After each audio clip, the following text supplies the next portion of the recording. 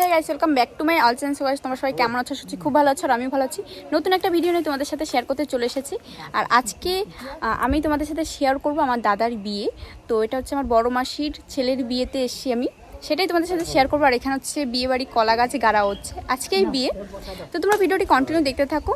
আর যারা যারা আমার চ্যানেল নতুন আছে প্লিজ চ্যানেলটিকে সাবস্ক্রাইব করে দিন। তো আমরা হচ্ছে দাদাবাড়িতে আজকে এসেছি সকাল কটা বাজে, সকাল না দুপুরই হয়ে গেছে, সকালে বেরিয়েছি। আর আমরা এখানে পৌঁছেছি তখন 12টা বাজে। আর আমার বড় হচ্ছে ওই গেটের সামনে কলা গাছ কাটছে, মানে যে মাসি আছে ওই মাসিকে একটু হেল্প করছে। আর বিকেল হচ্ছে আমরা জল ভরতে যাব, সেটাও তোমাদের সাথে শেয়ার করব।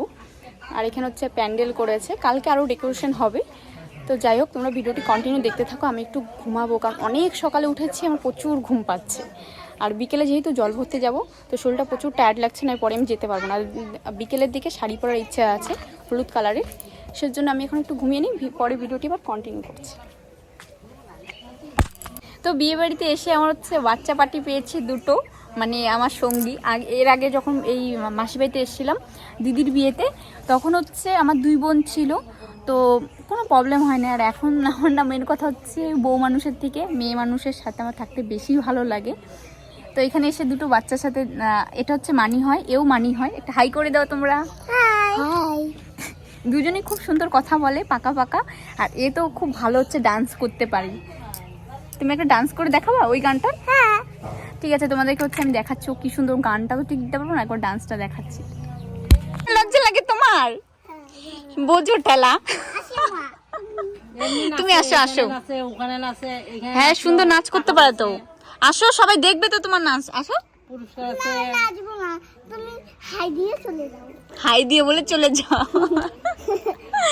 তুমি তো এমনি গানটা লাগবে না তো, তুমি এমনি নাচ করতে পারো। আসো, লজ্জা পাওয়ার কিছু নেই। 3টা মেয়ে নিয়ে আসছিল। এখন হচ্ছে তোমার নাম বলো। আমার নাম পাপড়ি গোস্বামী। আজকে তোমাদেরকে নাচ দেখাবো। নাচতে ভালো লাগলে লাইক কমেন্টে বলে দিবে। यस नाउ বাজা বাহু পে আর মে খোলো দুনিয়া করে যাও আগে নিয়া। বাজা বাহু পে আর খোলো দুনিয়া করে যাও মে আনে নিয়া।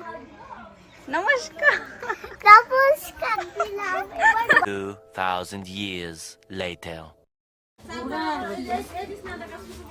যাবে কান্না তুমি খুলে যাবে।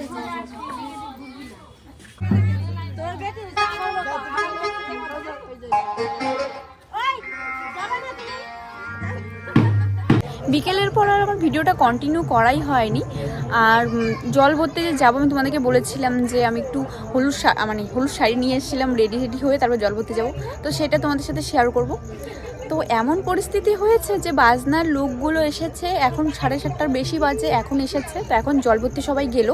তো যেহেতু সন্ধ্যা হয়ে গেছে, তো আমার আর ইচ্ছে করলো না যেতে, কারণ ওখান থেকে এসে তাড়াহুড়ো করে তারপর আবার বেরোবে বরযাত্রী যাওয়ার জন্য। তাই ভাবলাম যে বেকার থাক, ক্লান্ত শরীর নিয়ে আমি যেতেই পারবো না।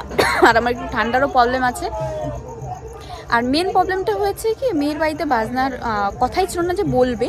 তো যখন আবার বাজনা খুঁজেছিল তখন পাইনি। তো তারপর হচ্ছে এই দাদার সাথে যোগাযোগ করে তখন হচ্ছে একটা বাজনা হলে আর কি 2টা বিয়েবাড়ির কাজ নিয়েছে।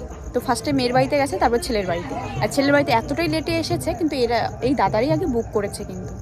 তো যেহেতু মেয়ের বাড়ি, ভাবলো যে ঠিক আছে, তো মেয়ের বাড়িতে আগে পাঠানো যাক। তো এমন পরিস্থিতি হয়েছে লাস্টে এখানে এতটাই লেট করে আসছে, তো অনেকেই যেতে পারেনি, কিন্তু প্রচুর মানুষ গেছে। তা তবু 30-40 জনের মতো তো গেছে জল ভরতে। আর আমার অনেক ইচ্ছে ছিল আমি জল ভরতে যাবো, শাড়িও নিয়ে এসেছি, বাট আমার যাওয়াই হলো না। মানে আমি নিজেই যাইনি, কারণ আমার ইচ্ছেই করলো না এত রাত করে যাই, এসে আবার রেডি হয়ে বেরোবো, আমার পক্ষে পসিবল হলো না। তো যাই হোক, তোমরা ভিডিওটি কন্টিনিউ দেখতে থাকো।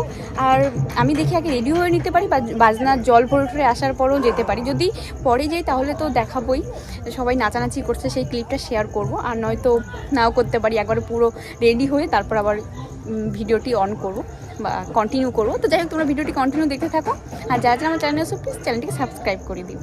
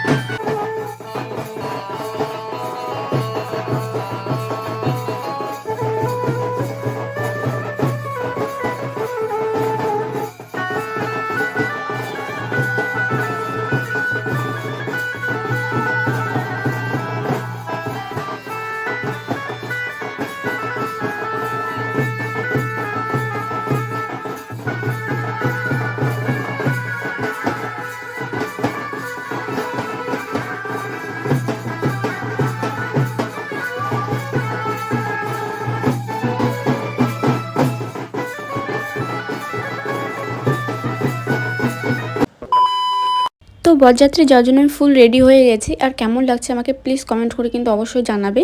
তো আমি ভেবেছিলাম একটু অন্যভাবে সাজবো, বাট ওখানে হচ্ছে আমি গোলাপ ফুল পাইনি, মানে দোকানেই ছিল না।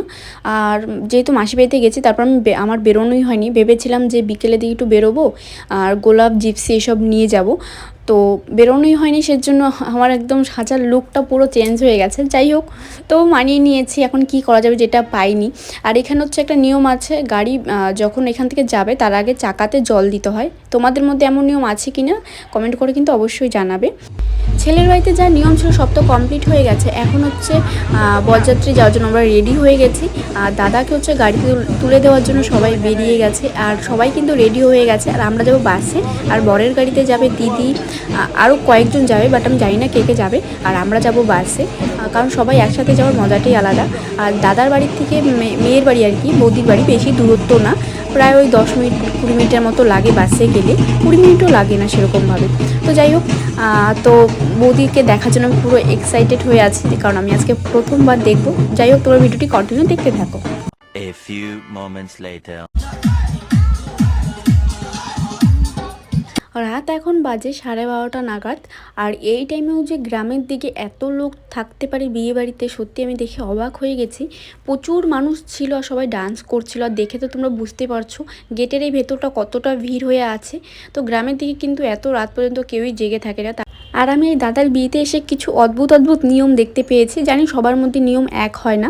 তো দাদাকে এখন দেখতে পাবে যে চিরুনি করে দিচ্ছিল, আয়নায় মুখ দেখাচ্ছিল আর মাথার চুল চিরুনি করে দিচ্ছিল। তো এই জিনিসটা আমার খুব ইউনিক লেগেছে, জানি না কার কার মধ্যে এই নিয়মটা আছে।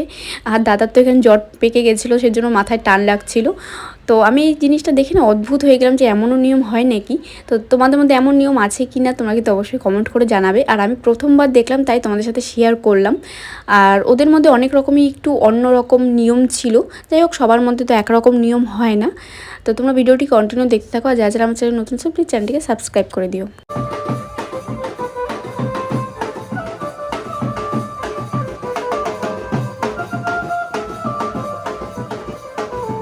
ভেবেছিলাম এই দাদার বিয়েতে গিয়ে খুব মজা করবো, বাট আমার শরীরটা এতটা খারাপ লাগছিল, আমি ডান্স তো করিনি, প্লাস আমি ঘরেই বসেছিলাম। তারপর তো প্রচুর খিদে পেয়ে গেছে, তখন 1টা নাগাদ বাজে।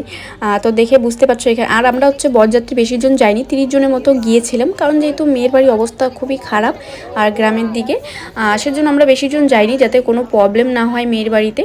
আর এখানে কিন্তু সবাই খেতে বসে গেছে। তো এখানে কি হয়েছে, এত রাত করে যেহেতু আমরা গেছি, আমাদেরকে এই টাইমে হচ্ছে টিফিন দিচ্ছিল, প্লাস হচ্ছে কফি দিচ্ছিল। তো আমি তো ওই দাদাটাকে বলেছিলাম আমার টিফিন কফি কোনোটাই লাগবে না, প্রচুর খিদে পেয়েছে, তুমি ভাত দেওয়ার ব্যবস্থা করো। কারণ এত রাতে আর টিফিন আর কফিকে কি করব, যেহেতু রাত বাজে 1টা নাগাদ।